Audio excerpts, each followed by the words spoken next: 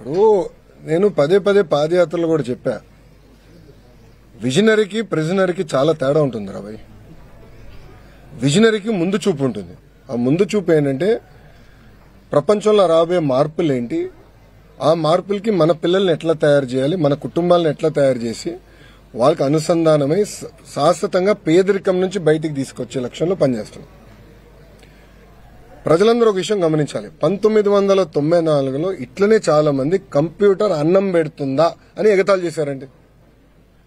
ఈరోజు ఐటీ రంగంలో ఎంతమంది పనిచేస్తున్నారు హైదరాబాద్ లో చెప్పండి. ఇప్పుడు హైదరాబాద్ సెంట్రల్ యూనివర్సిటీలో ఒక చిన్న కాదు గొడవ జరుగుతుంది, తెలిసిన విషయం.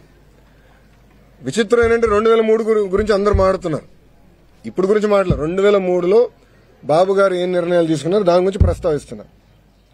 హైదరాబాద్ లో మీరు చూస్తే ఒక ఐఎస్బీ కానివ్వండి, ఐటీ కానివ్వండి, మీరు మన జినోమ్ వ్యాలీ కానివ్వండి, శంషాబాద్ ఎయిర్పోర్ట్ కానివ్వండి, ఔటర్ రింగ్ రోడ్ కానివ్వండి, ఇవన్నీ ఎవరండి రూపకర్త?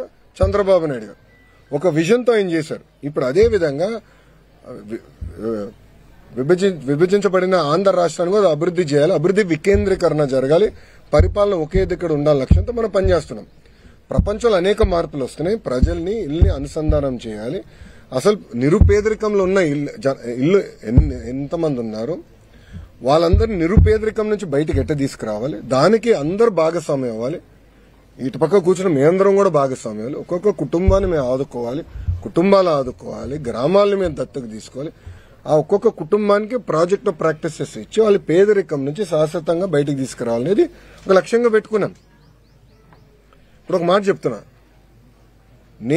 నాకెందుకు అవకాశం వచ్చింది, నేను ఒక కార్నిగల్ మెల్లన చదువుకునేదానికి, లేదంటే అమెరికాలో పనిచేసేదానికి, ఒక స్టాన్ఫర్డ్ ఎంబీ చేసానికి, నాకు మా కుటుంబ సభ్యులు బాగా చదవాలి, బాగా పనిచేయి, నాకున్న నెట్వర్క్ ద్వారా నేను అందరితో మాట్లాడారే ఏ యూనివర్సిటీకి అప్లై చేస్తే బాగుంటుంది, నాకు వచ్చిన మార్కులు ఇది, నాకు ఎక్కడ అవకాశాలు వస్తాయి.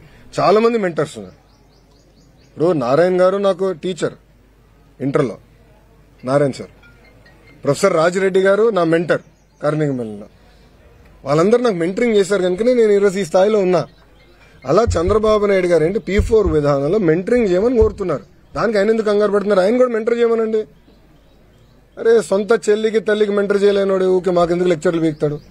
ఇప్పుడు ప్రిజనరీ ఏంటంటే ఎప్పుడు జైలు వైపు చూస్తాడు స్వామి. ఆయన చూపు ఎప్పుడు జైలు వైపు ఉంటుంది. ఆయన చేసిన తప్పులకి జైలు వైపు చూస్తాడు. అందుకే ఈరోజు చూస్తే ఆయన తిరగలేకపోతున్నాడు ధైర్యంగా.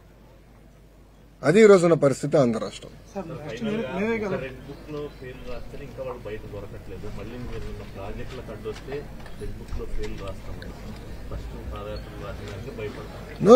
ఇప్పుడు ఒక మాట చెప్తాను, అసలు కన్నగిరి నియోజకవర్గం ఒకసారి తీసుకుంటే సుమారుగా 35,000 మంది వలసలకు వెళ్తారు.